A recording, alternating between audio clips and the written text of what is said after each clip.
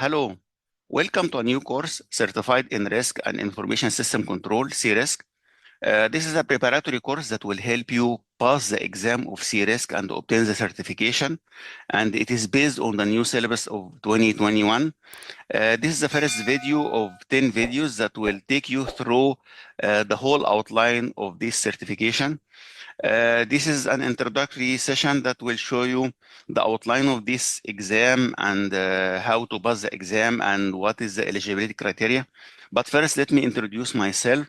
I am El-Naggar. I am an expert in cybersecurity, risk analysis, and project management with 25 years of experience in information technology. I am certified CRISC, CISA, PMP, and MCP. First, let's describe what is CRISC. CRISC, as I told you, is a certification that is focused on risk and information system control. So it's mainly studying the risks of IT systems or information systems, then putting the right controls in order to make sure that these risks are contained or mitigated or controlled. Because let's face it, in any business, you must have risk. If you don't have risk in your business, then we'll be living in heaven. So whenever there is business, there is risk, and there is no risk, there is no gain. So our task or our job as risk professional is to study all the potential risks, analyze them, and putting the right controls that should be efficient and effective. This is what we're going to study during the next 9 videos. This certification is offered by ISACA or ISACA for abbreviation. It's a well-known organization that is specialized in cybersecurity and risk. Who can benefit from this certification? Who can feel that this certification is useful for him or for her? Actually, there are lots of people or lots of professions that can benefit from this certification. IT professionals, they are using or managing or controlling or developing information systems. So almost all IT professionals must have the sense or the knowledge of risk management. So this certification, of course, is very beneficial for them. Cybersecurity professionals, of course. Of course, IT risk professionals, this certification is their life. It's their Bible. CIOs and CTOs, IT auditors, of course, people working in governance, risk and control, operation risk professionals, people who are appointed as risk owners or control owners. We're going to know what are these roles during our course, but you will find that for each risk, you have a risk owner and you have a control owner, a person who is overseeing this risk and a person who is controlling or managing or performing the control used to control this risk. So all these persons can benefit from this certification. Even if they don't certify, the knowledge itself in this certification is very useful for them. So I would recommend everybody who is working in these professions at least to get the knowledge of IT risk and system control knowledge. So if you are going to certify, how are you going to pass through the process of certification? You have to do 3 main tasks. The first one is passing the exam. We're going to talk about the exam in details in the next slide. So you go to the exam, you reserve the exam, you sit for it, and you pass it, God willing. Then after passing the exam, you are going to do an application. You will apply to obtain the certification, because the certification is not only about passing the exam. There are other requirements that we're going to talk about. Not everybody who can pass the exam can be certified. We'll talk about the criteria or the eligibility criteria for obtaining the certification in a minute. The last step is to fill the application and submit it to ISACA. Then you receive your certification if you are eligible to.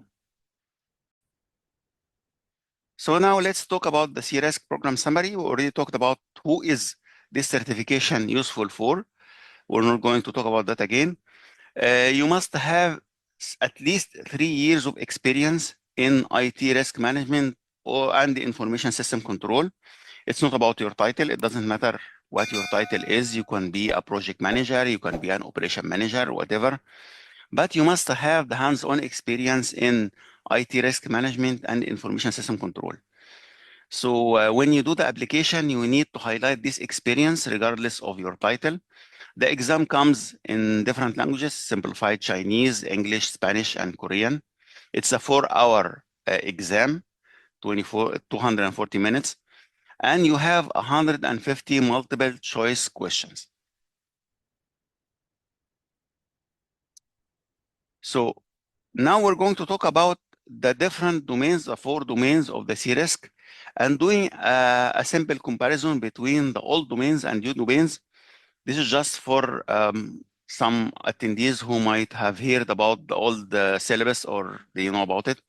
In the new syllabus, we have 4 main domains. The first one is IT governance, which is 26% of the exam. IT risk assessment. This is covering how you identify the risks, how you analyze the risk and measure them, because not all risks are having the same impact and the same probability and the same methodology of treating them. Some risks might be small, some risks might be huge. So you cannot deal with all risks with the same methodology and paying the same attention. No, you have to prioritize the risks based on the probability and impact of each one. We're going to talk about that in details. Don't worry about it. We're just having a look at the big picture. The third domain is, once you have identified the risks and analyze them and measure them, then you set a list of priorities. How are you going to respond to these risks? Of course, each risk will have its own response strategy. And this, it will have a different funding and it will have different attention based on its size, based on its probability and its impact. Of course, one of the important aspects of risk management is the risk reporting. Some people may consider this risk reporting is not the most important part of my life. No, it's very important. You have to report the risk and the controls and how it is managed and the progress of this risk and its controls to different stakeholders, people who are impacted by this risk, senior management, customers. The last domain is going to talk about the information technology and security. It will give an overview about each of these 2 areas. So for each domain, we're going to split the domain into 2 videos in order to ensure that our videos are not so long so that you will not get bored. So which resources should we use for studying for this exam? The most important resource is the CRISC Review Manual. This is a manual published by ISACA. This is your Bible. This is the manifesto that you have to read at least a couple of times, and you have to read it thoroughly, not just reading it for awareness. No, you have to read it carefully. You have to study it. You have to read every word on it, because at the end, this is your manifesto. This is the framework. This is the standard. This is the outline of the exam. So whatever is written in this manual is describing the methodology of handling the IT risk according to ISACA. Please take care that you may have different practices for risk management in your organization. It may not be 100% compliant with what ISACA is describing. So you have to watch for these differences. When you are going to the exam, you are not testing against what you are doing in your job. You are testing against the framework and the standard of ISACA. So that's why I'm telling you that you have to read this manual a couple of times at least as a minimum. The second most important document that you have to use is CRISC Review Questions and Answers. This is a published document by ISACA that contains a number of questions. The purpose of this document is to help you and guide you get the understanding of ISACA methodology. I mean, the questions themselves, they are not the questions that you're going to see in the exam. But the idea is that when you solve these questions and you see the answers and you find out what you did right and what you did wrong, you have to use these questions to build your mindset. You need to see why my answer was right and why my answer was wrong. And why is this right answer Why is it considered the right answer? So using these questions is very helpful in helping you get the mindset of ISACA. This is what you have to get when you go to the exam. You are testing against ISACA standards, so you must have this mindset. Those two documents are a must.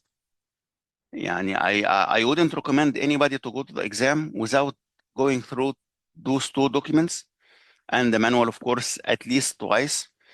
If you have more time and you want to learn more and you want to make sure that you are going to the exam with more confidence, you can use the all-in-one book. This is published on, you can purchase it from Amazon. Okay. For the exam, what you should focus on to pass the exam is that when you read the review manual, you must have deep understanding of the IT risk and the IT control concepts. You have to be able to analyze different risks. You have to have this audit analysis mindset. You are checking the process, you are checking the service you are providing, and you want to analyze this service or this process to find out which risks may be impacting this service. So you have to have this deep look and deep analysis to find out which risks can impact this service, and then decide which control that you can use in order to mitigate this risk or contain it. But you have to put into consideration that these controls must be cost efficient. You cannot have a risk that if the risk happens, it will cost us a loss of $10,000, but you go and put some controls that will cost you 15,000. So you're putting controls that will cost you more money than the risk. If the risk happens, maybe the risk may not happen. It has a probability 50-50, for example. But if it happens, it will cost you 10 grand. So you cannot go ahead and put a control that will cost you 15 grand. So you have to make sure that you are cost efficient when you are putting the controls. Of course, we're going to study the cost of the controls. It's not just the direct cost, not just the money. It's also effort and resources used. You have to consider that as an IT risk professional, you are picking the best of all. This is what you do in real life, and this is what you have to do in the test. Sometimes you don't have the ideal approach or the ideal control or the ideal answer. So you have different options. People come out of the exam and say, some of the questions were not easy to solve. I had two correct answers. For one of the questions, I had two correct answers. Actually, you have two suitable answers, but one of them is better than the other. So you as an IT risk professional, you must have the ability to choose the best possible answer, the best possible control. So this is what you have to train yourself to do. During the exam, you have to watch out for some keywords, because with the rush of the time and you have limited time and you are stressed, you may not notice these words, because these keywords may impact your selection. So for example, when you find the word first, the exam question tells you a situation and tells you what is the first thing to do. And you have four answers. And you find out that two of the answers are okay, but one of them is much better than the other. But the question is not asking you about the better answer. It's asking you what is the first thing to do. Maybe the first thing to do for mitigating a risk or handling a sudden situation is to study and analyze the situation with your team. So watch out, what is the question asking for? Is it asking for the best approach or the first action you should do? It will ask you for the most or the best, the main, the greatest. You have to watch out for these keywords, because when you are reading the question quickly, you may drop the meaning of the question. So one of the important advices is read the question very well. Read it twice. invest time in reading the question and understanding the question. Because I know you may be rushing, you are stressed, you want to go quickly, you have only 4 hours, but the time you invest in reading the question very well is very important. So don't forget to follow the channel and click the notification button so that when we publish the next video, you get a notification. I hope this course will be beneficial for you, and I hope it will be supporting you in your certification process, and wish you the best of luck.